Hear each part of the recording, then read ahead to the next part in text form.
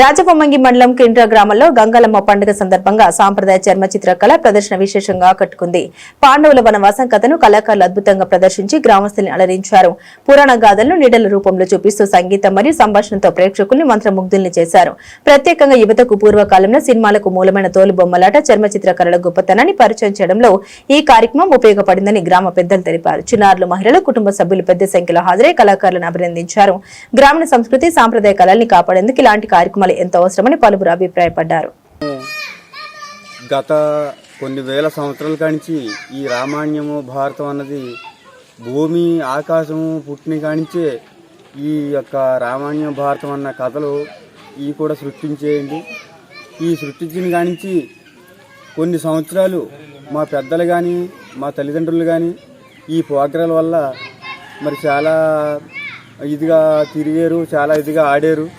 చాలా గ్రామాల్లో కూడా ఈ ప్రోగ్రాలు ఆడి కొద్దిగా పేరు కూడా సంప్రదించుకున్నారు.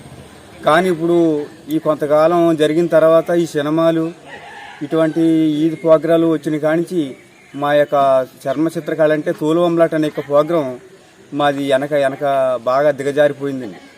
కానీ ఇక్కడ కానీ ఈ రామాయణం భారతం అన్నది ఇప్పటోళ్ళు ఎవరు పట్టించుకోవటం లేదు. కానీ మా యందు దయించి ఈ ప్రోగ్రాన్ని ప్రభుత్వారం పట్టించుకొని మాకు కొద్దిగా సహకారం చేస్తారని వారికి మేము కోరి ప్రార్థించుకుంటున్నామండి.